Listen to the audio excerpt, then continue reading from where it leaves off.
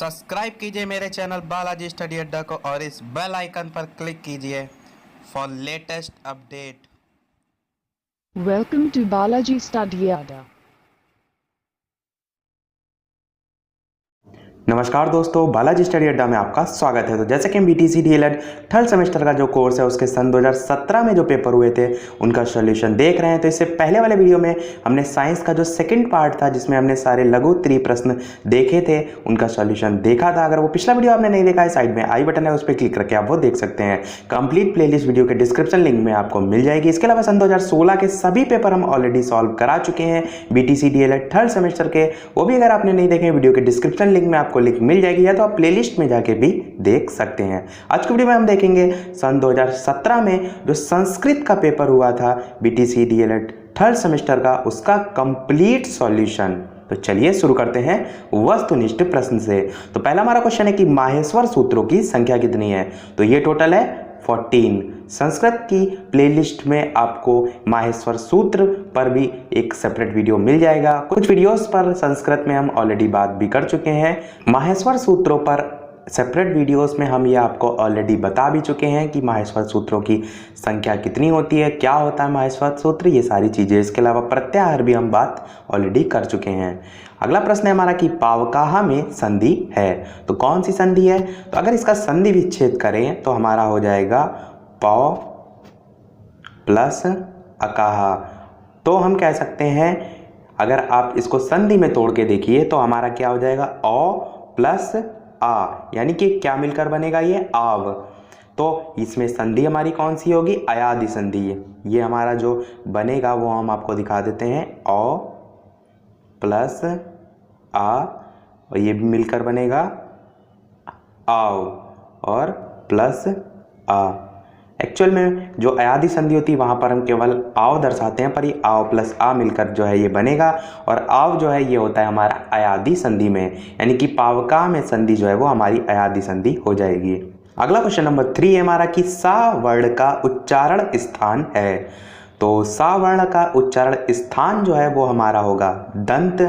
संस्कृत में जो है जो दंत उच्चारण स्थान पर आधारित जो है वो एक सूत्र भी होता है जो कि हमारे सारे उच्चारण स्थान वाले जो वर्ण हैं उसको परिभाषित करता है। तो सूत्र हमारा होता है ल तु ल सानाम दंताहा।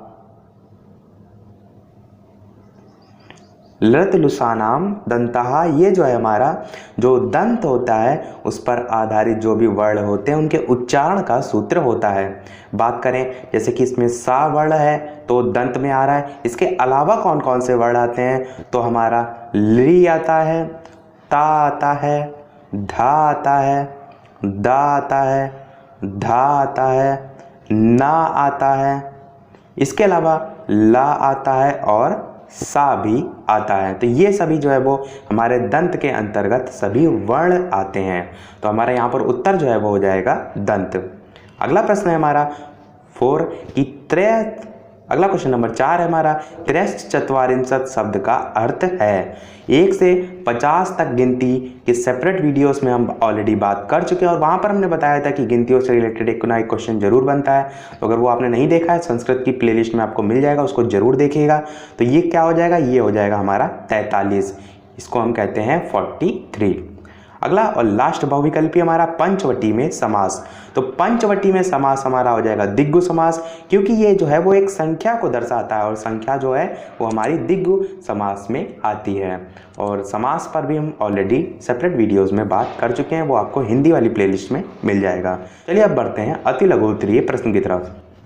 तो बात करते हैं अति लघु उत्तरीय प्रश्न की। तो क्वेश्चन नंबर 6 है हमारा कि रामाय गाम ददाती में कौन सा कारक है। तो इसमें कारक की बात करें तो अगर आप देखेंगे तो सबसे पहले होता है हमारा रामाहा, उसके नीचे होता है रामम, उसके और नीचे होता है रामेण, और चौथे नंबर पर होता है हमारा रामाय। और यही जो है हमारी चतुर्थी विभक्ति को दर्शाता है, यानी कि विभक्ति अगर बात करें तो चतुर्थी विभक्ति हो जाएगी। और हम यहाँ पर जो बात कर रहे हैं ये हमारे सारे एक वचन के हैं, यानी कि एक वचन जो है हो जाएगा। तो यानी कि कारक की बात करें तो रामाय गाम ददाती में जो है वो चतुर्थी विभक्ति और एक वचन का प्रयोग किया गया है। अगर आपको शब्द रूप नहीं याद है तो आप इनको नहीं कर पाएंगे, इसलिए आपको शब्द रूप गिने चुने याद होने चाहिए। आप एक शब्द रूप पर्टिकुलर भी याद करके उनसे रिलेटेड और भी शब्द रूप बना सकते हैं। जैसे कि राम के आपको याद है तो उससे रिलेटेड जो और अगर कोई पूछा तो वो भी आप लिख सकते हैं अगर थोड़ी बहुत आपकी प्रैक्टिस है। चलिए बात करते हैं अब अगले प्रश्न की। अगला है हमारा क्वेश्चन नंबर 7 की गुरु शब्द के सप्तमी विभक्ति के सभी वचनों के रूप लिखिए। तो गुरु शब्द के सप्तमी विभक्ति के जो है वो एक वचन हो जाएगा गुरौ, द्विवचन हो जाएगा गुरवोह और बहुवचन हो जाएगा गुरुसु। तो देखिए यहाँ पर भी जो है वो शब्द रूप जो लिखे हैं, अगर आपको राम के याद है तो कहीं ना कहीं आप राम से ही इसको रिलेट करके भी लिख सकते हैं, वो आपकी प्रैक्टिस पर डिपेंड करेगा। अगला क्वेश्चन नंबर 8 है हमारा कि नायकाहा का संधि विच्छेद लिखिए तथा संधि का नाम लिखिए।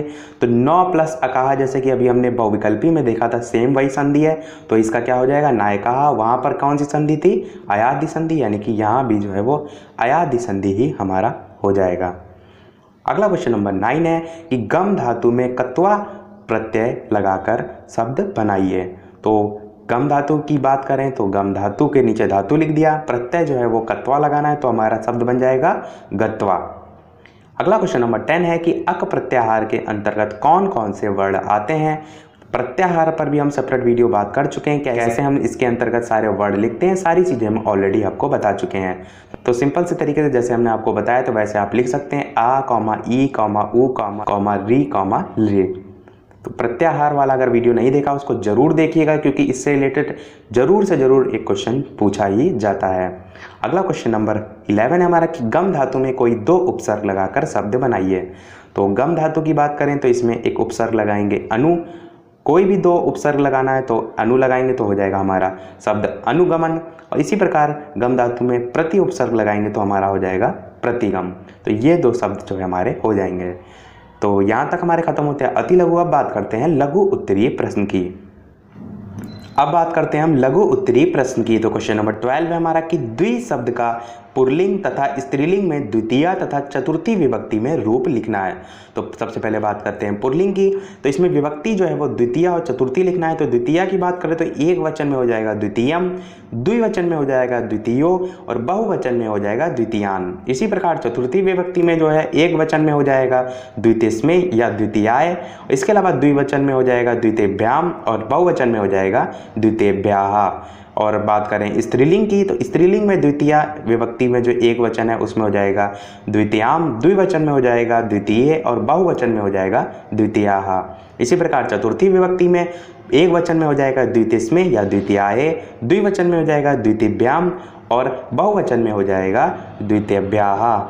तो इस प्रकार जो है हमारे द्विशब्द के पुल्लिंग और स्त्रीलिंग द्वितीय तथा चतुर्थी विभक्ति के रूप हो जाएंगे। बात करते हैं अगले प्रश्न की। अगला क्वेश्चन नंबर 13 है हमारा कि स्था धातु का विधिलिंग मध्यम पुरुष में तीनों वचनों के रूप लिखिए।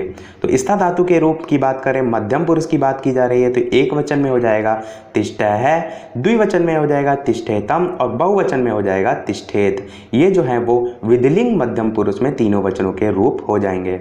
अगला क्वेश्चन नंबर 14 है हमारा कि विद्यालय पर संस्कृत में कोई दो वाक्य लिखिए।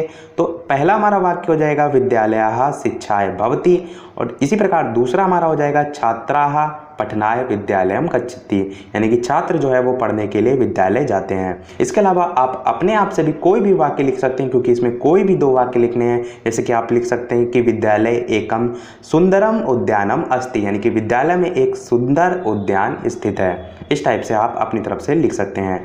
अगला क्वेश्चन नंबर 15 है हमारा कि आगत्य शब्द में उपसर्ग धातु तथा प्रत्यय अलग अलग करिए तथा नाम भी लिखिए। तो उपसर्ग जो आगत्य शब्द है उसमें हो जाएगा हमारा आ, धातु की बात करें तो हो जाएगा गत और प्रत्यय जो है वो हमारा हो जाएगा अय। बात करते हैं अगले क्वेश्चन नंबर 16 की। अपादान कारक की विभक्ति तथा उसका चिन्ह जो है वो संस्कृत भाषा में एक उदाहरण सहित लिखिए। तो बात करें अपादान कारक की तो आप अगर गिनेंगे स्टार्टिंग में तो कर्ता ने कर्म को करण से संप्रदान के लिए अपादान से अलग, यानी अपादान में जो है वो आ रहा है हमारा 5वें नंबर पर, यानी कि पंचमी विभक्ति हो जाएगी। और अपादान से अलग आ रहा है, यानी कि अलग जो है यहाँ पर चिन्ह यूज होता है, यानी कि चिन्ह से हार या अलग जो है यहाँ पर यूज होता है। उदाहरण भी दे रखा है जैसे मात्रे। बात करते हैं अगले प्रश्न की। अगला क्वेश्चन नंबर 17 है हमारा कि निम्नलिखित श्लोक का अर्थ लिखिए। नैनम छिद्दन्ति शस्त्राणि नैनम दहति पावकाः न चैनम क्लेदन्त्यापो न शोषयति मारुता। तो यहाँ पर आत्मा को लेकर बात की जा रही है कि आत्मा जो है ना तो कोई उसको शस्त्र काट सकता है और ना ही जो पावका यानी कि जो आग है उसको जला सकती है। आगे ना चैनम क्लेदन्त्यपो यानी कि ना ही जो जल है उसे भिगो सकता है, ना शोषयति मारुता यानी कि ना ही जो वायु है उसे सुखा सकती है। तो इसके अर्थ की बात करते हैं तो इसको यानी कि आत्मा की यहाँ पर बात की जा रही है, ना तो शस्त्र काट सकता है। यहाँ पर जो ना लिखा है उसका अर्थ होता है कभी नहीं, और ऐनम नैनम का जो ऐनम है उसका अर्थ होता है इस आत्मा को। तो वही वर्ड बार बार यहाँ पर देखिए, यहाँ भी यूज हो रहा है, यहाँ भी यूज हो रहा है। तो वही कह रहा है हमारा कि ऐनम मतलब होता है इस आत्मा को और ना मतलब होता है कभी नहीं। तो यानी कि पूरा जो नैनम जो वर्ड बना है हमारा वो परिभाषित कर रहा है कि इस आत्मा को जो है वो कभी नहीं, मतलब अगर आप छिद्दन्ति शस्त्राणि की बात कर रहे हैं तो शस्त्र जो है कभी भी उसको काट नहीं सकता, यानी कि किसको, इस आत्मा को। तो यही हमारा जो है टोटल सेंटेंस को परिभाषित कर रहा है। इसी प्रकार आगे, और ना ही इसे अग्नि जला सकती है, फिर नैनम दहति पावका यानी कि ना ही इसे जला सकती है, और आगे है ना जल इसे गीला कर सकता है, तो ना चैनम क्लेदन्तापो, और उसके अलावा ना वायु इसके सुखा सकती, ना शोषयति मारुता, अर्थात यह आत्मा जो है वो सदा विकार रहित स्थिति में रहती है। बात करते हैं अगले और लास्ट क्वेश्चन की। अगला और लास्ट क्वेश्चन नंबर 18 है हमारा कि संस्कृत में अनुवाद हमें करना है। कुछ वाक्य दे रखे हैं। तो पहला हमारा वाक्य है बाग के चारों ओर जल है। बाग को हम संस्कृत में कहते हैं उद्यानम, चारों ओर के लिए वर्ड यूज करते हैं हम परिताहा, और जल है यानी कि जल, और स्थित होने के लिए हम यूज करते हैं अस्ति, यानी कि हमारा हो जाएगा उद्यानम परिता जलम अस्ति। दूसरा है हमारा मोहन लता के साथ जाता है। मोहन मोहन हो जाएगा, लताया यानी लता के, और साथ यानी कि सह, और जाता यानी कि गच्छति, यानी कि मोहन लताया सह गच्छति। तीसरा हमारा है राम के द्वारा पुस्तक पढ़ी जाती है। राम के द्वारा यानी रामेण, पुस्तक पढ़ी जाती यानी कि पुस्तकम, और पढ़ी जाती यानी कि पठति। यहाँ पर ला नहीं होगा, ठा होगा, पठती होता है हमारा, जो आपके पठ धातु के रूप होते हैं, पठती पठता पठंती पठसी पट्टा पठत पठामी पठावा पठामा, तो वहाँ पर जो है वो ठा होता है, ड़ा जो है वो नहीं होता है। बात करते हैं अगला और लास्ट वाक्य हमारा कि वह श्याम से अधिक मोटा है। तो वहाँ पर क्या हो जाएगा, वह के लिए हो जाएगा सह, श्याम से यानी कि श्यामेण, अधिक की बात की जा रही है यानी कि अत्यधिक, और मोटा मतलब स्थूलाह, और है यानी कि अस्ति। तो हमारा टोटल वाक्य हो जाएगा सह श्यामेण अत्यधिक स्थूलाह अस्ति। तो इसी के साथ हमारे सारे जो सेंटेंस है वो कंप्लीट होते हैं, और हमारा ये जो सेट है संस्कृत का वो भी कंप्लीट होता है। तो आज के वीडियो में इतना ही। अगर हमारा प्रयास आपको पसंद आए तो प्लीज़ इस वीडियो को लाइक कीजिए, शेयर कीजिए, और अगर आपका कोई सुझाव, कोई कमेंट, कोई क्वेरी है तो आप उसे कमेंट सेक्शन में लिख के जरूर बताइए। इसके अलावा सब्सक्राइब के बगल में नोटिफिकेशन बेल है उसे जरूर ऑन कीजिए, जिससे कि आपका कोई भी वीडियो मिस ना हो। तो मिलते हैं अगले वीडियो में, तब तक के लिए नमस्कार। Thank you for watching.